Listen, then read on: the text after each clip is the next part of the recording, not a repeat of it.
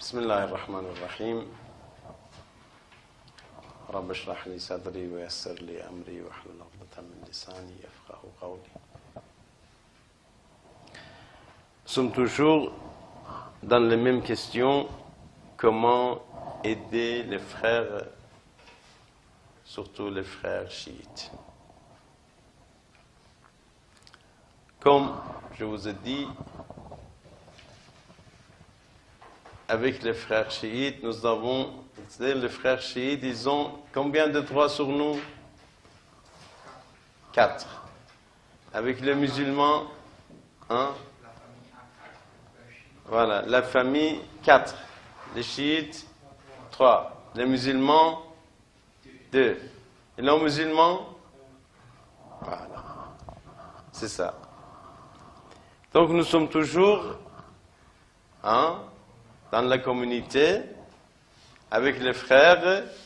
On a dit il faut soutenir les frères. Comment? Soutien financier, soutien moral, inconditionnel et il y a affectionnel aussi, c'est-à-dire voilà. Donc comment on peut aider financièrement les frères? Comme je vous ai dit, financièrement, lorsqu'il a besoin de mariage, on doit l'aider pour se marier. Mariage, c'est un événement dans la vie très important et très très conseillé, mais ça coûte cher aussi. Parfois, les frères, ils n'arrivent pas à se marier parce qu'ils n'ont pas un moyen financier. C'est à cause de ça qu'ils n'y arrivent pas. Donc, qu'est-ce qu'on doit faire? En tant qu'une communauté musulmane, on doit l'aider.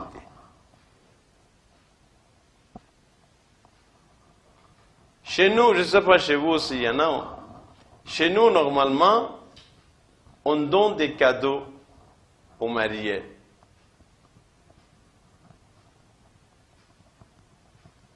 Ça devient une grosse somme à peu près quand même. C'est comme cela qu'on va soutenir financièrement les 2 jeunes qui vont se marier. C'est une bonne habitude. Et je ne sais pas, chez vous aussi, il y en a ou non? Voilà. Donc, parmi les soutiens financiers qu'on va faire vis-à-vis des frères, c'est faire marier les frères.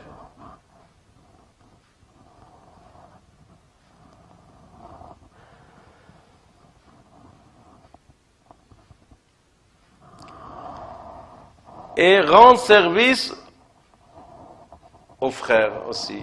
Rendre service s'ils ont besoin de quoi? Parfois, surtout les vieux. Surtout les vieux. Lorsqu'ils sont vieux, ils ont besoin de nous. M. Ibrahim? Les vieux, ils ont besoin de nous. Surtout lorsqu'ils arrivent à l'âge. Il n'a pas besoin de notre argent. Voilà. Il a besoin de notre soutien. Parce qu'il est vieux. Il a besoin qu'on achète quelque chose pour lui. Il a besoin de quoi? Du pain. Il a besoin de yaourt, par exemple. Il a besoin d'aller au médecin. Ce sont des besoins. Ce ne sont pas des besoins, financiers. On ne donne pas de l'argent. Mais quand même, on doit l'aider.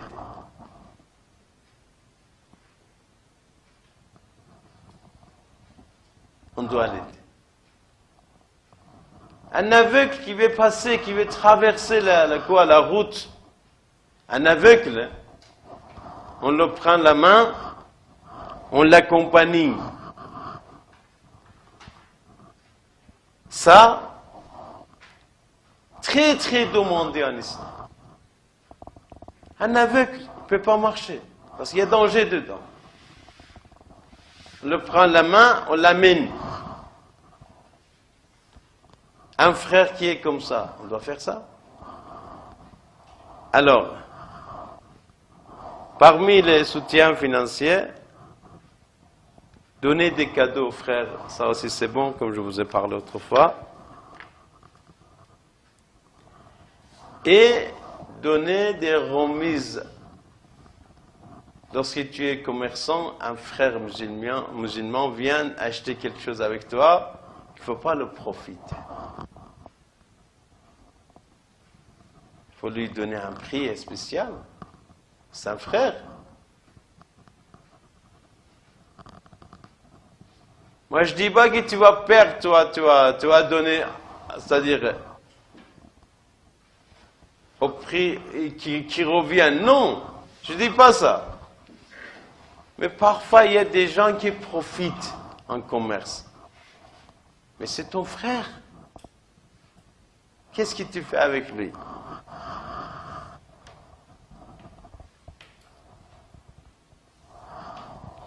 Imam Sadiq alayhi salam, il a dit, prenez le profit avec les frères, mais pas beaucoup. Vous voyez? Tu veux gagner 20%, mais avec les frères, prends combien? 10%. Ce sont des frères.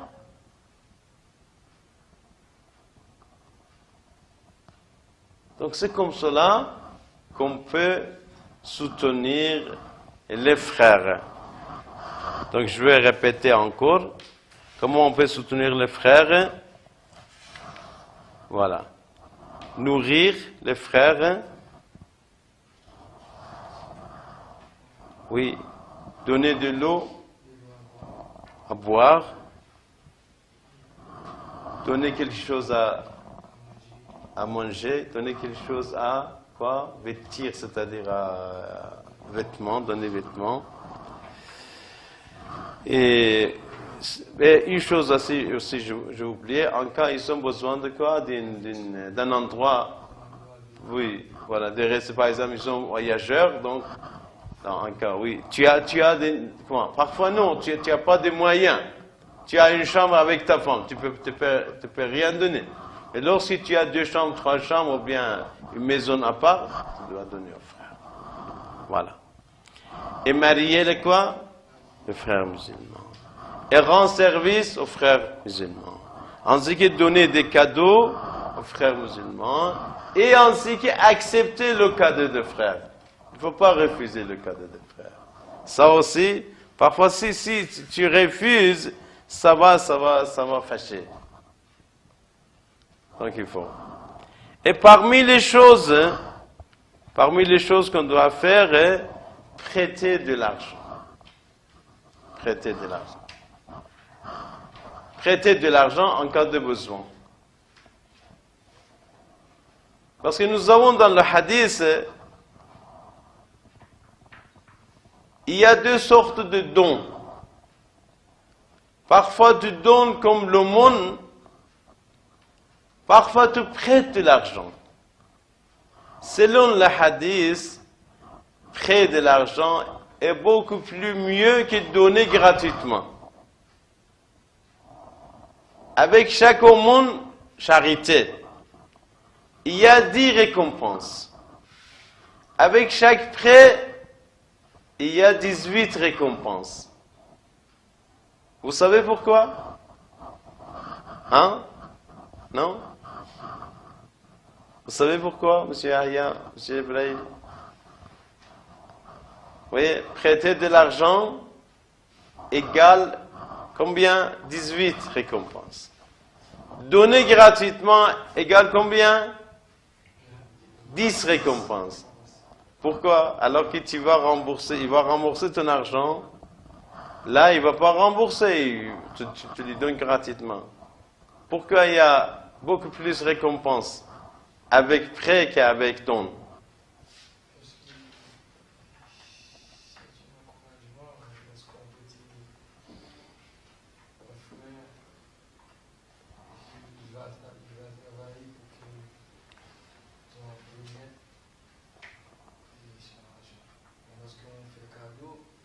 Oui.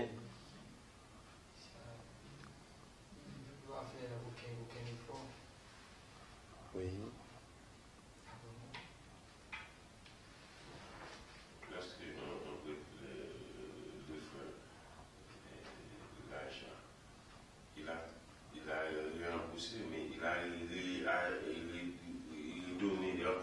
S'il a besoin. Oui. Oui, en fait, c'est ça aussi. C'est-à-dire, lorsqu'on lui donne, parfois il est paresseux, il doit manger, il ne va pas travailler. Un cadeau, mais lorsqu'on prête, il va essayer de quoi? De profiter, c'est-à-dire d'investir de l'argent. C'est le premier. Et deuxièmement, qui est très important aussi, avec don, il y a une sorte d'humiliation. C'est-à-dire, il donne, mais celui qui va prendre, il sent qu'il est vraiment, comment on dit ça? Il est un petit peu abaissé, il est un petit peu humilié vis-à-vis des autres, comme il est pauvre. Mais avec près de l'argent, il ne sent pas comme ça. Il dit, voilà, je prends de l'argent, après je vais rembourser cet argent-là. Vous avez compris? Avec prêt, il n'y a pas d'humiliation. Mais avec don, il y a une sorte de quoi? Humiliation. Hein? Parce qu'avec don, parfois, il n'est pas inconditionnel. Il donne à condition. Et il donne, parfois, il donne, après il va dire, voilà, c'est moi qui te donnais. Hein? Mais avec prêt de l'argent, non. C'est-à-dire, c'est un prêt, il va rembourser son argent, il va travailler, il n'y a aucune humiliation dedans. Ok, très bien. Maintenant, je vais parler de soutien moral ou bien soutien spirituel. Comment on peut soutenir les frères moralement? Comment on peut soutenir les frères, ou bien comment on peut soutenir, comment on peut moralement soutenir les frères? Pour bien, voilà.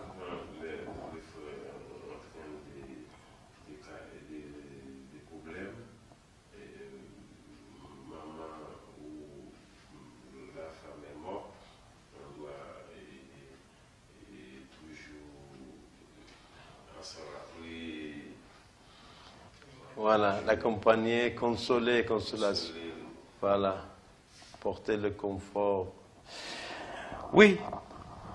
Donc, comment on peut soutenir les frères moralement? Tout d'abord, promotion de leur savoir et de leur culture. Vous voyez? Promotion. Et il faut vraiment essayer de faire augmenter leur savoir et leur savoir-faire et leur savoir-vivre et la culture islamique parmi les frères. C'est le premier pas. En tant qu'un soutien, on peut dire spirituel, moral. Selon les imams, alayhi salam, les gens ignorants, les gens illettrés sont des orphelins. Parfois, on est orphelin parce qu'on a perdu papa. Selon les imams, parfois on est orphelin parce qu'on est illettré. Illettré. On n'arrive pas à lire.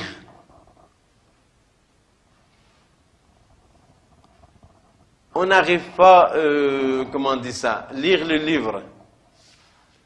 On n'arrive pas à étudier parce qu'on est illettré, on est inalphabétisé. Hein? Selon les imams, les ignorants des chiites, les illettrés chiites sont orphelins aussi. comme on aide un orphelin, comme on soutient un orphelin, comme on apporte une aide à un orphelin, on doit apporter une aide à un orphelin culturel. Orphelin culturel. Orphelin moral. Orphelin spirituel. Vous me comprenez ou non? Voilà. Donc, parfois, vraiment, on a de l'argent, mais quand même, on est orphelin. Parce que nous, c'est-à-dire, nous ne sommes pas de la même culture. Nous ne sommes pas de la culture islamique. Nous ne sommes pas de la morale du moral islamique. Donc, tout d'abord, il faut promouvoir quoi? Le savoir-faire, le savoir et la culture musulmane parmi les frères. C'est une sorte de aide quoi? D'aide morale. Voilà.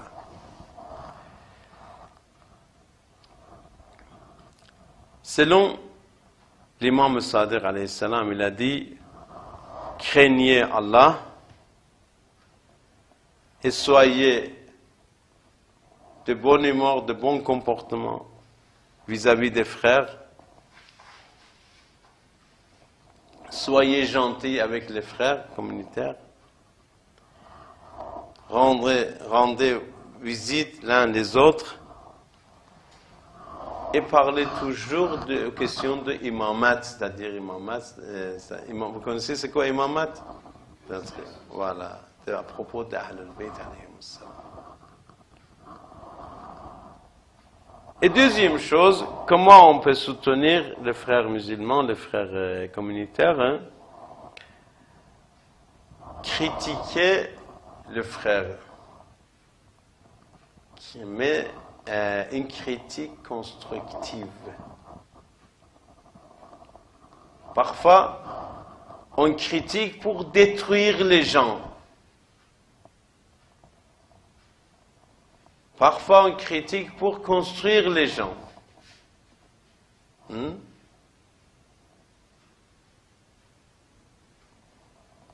Ce qui est interdit en islam, c'est critiquer, une critique quoi?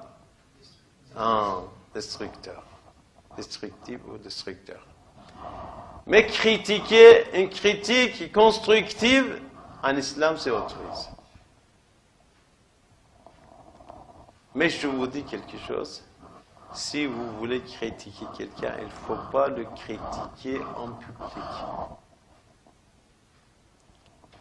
Tu l'appelles dans un coin, mon frère, je crois que tu as un défaut. Je crois que tu as commis une faute. Il faut le corriger. Je crois que tu as commis une faute. Il faut la corriger. Vous voyez? C'est comme cela qu'on peut critiquer. Si devant les gens tu dis, oh, je suis plus grand que toi, fais ça. Dis, non, je peux pas. Je peux pas faire. S'il te plaît, arrête. Vous voyez? Mais dans un coin, tu appelles ton frère, mon frère, hein, s'il vous plaît. Je crois que tu dois corriger telle chose. Il va accepter. Vous voyez, je vous raconte une histoire. À l'époque de l'imam Hassan et l'imam Hussein, alayhim salam. Ils sont deux enfants, 7 ans, 8 ans. Il y a un vieux qui fait l'ablution.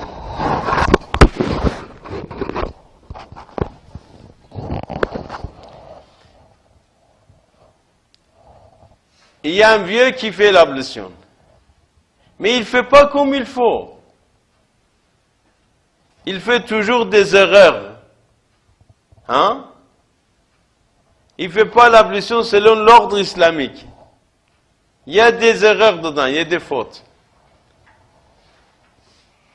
Imam Hassan, Imam Hussein alayhi salam, sont des petits enfants.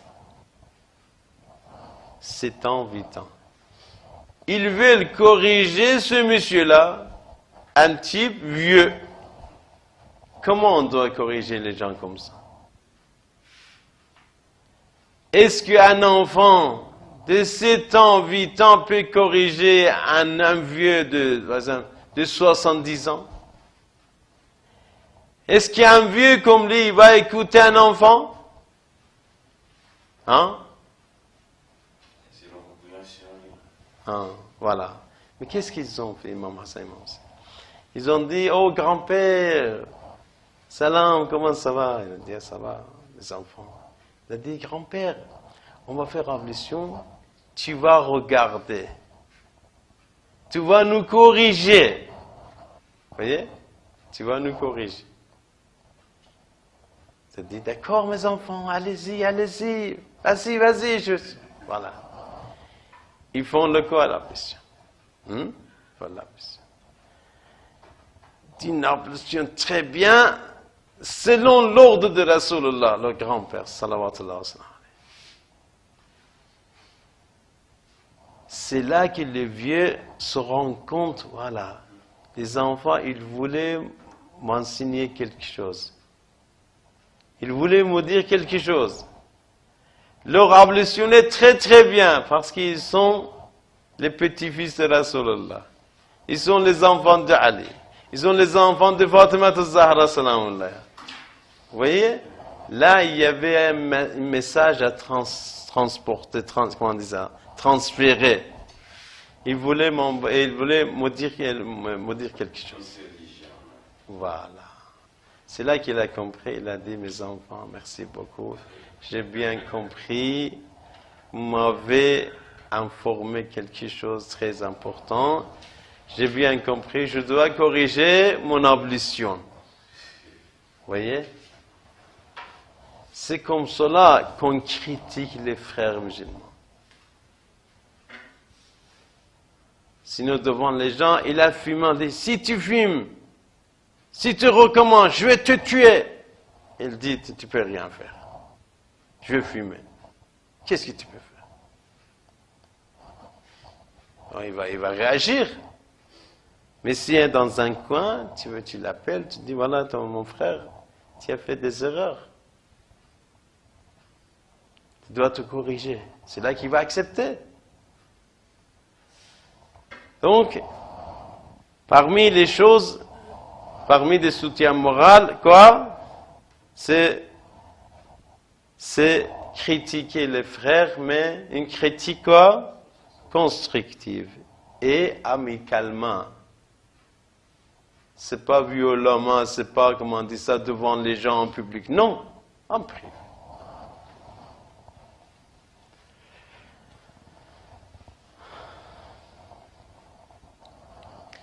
Qu'est-ce qu'il a dit, Imam Sadiq alayhi salam? Il a dit, les meilleurs frères pour moi, et c'est lui qui me montre mes défauts. Le meilleur frère pour moi, et c'est lui qui me montre quoi? Ses défauts.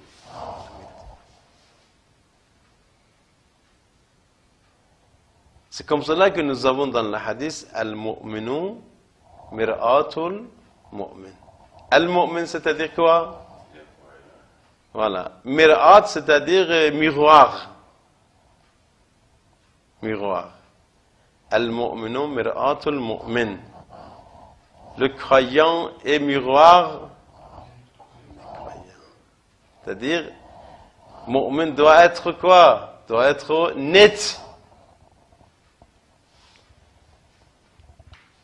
Doit être clair. D'une manière qui doit montrer quoi? Les défauts des autres. Comme le miroir.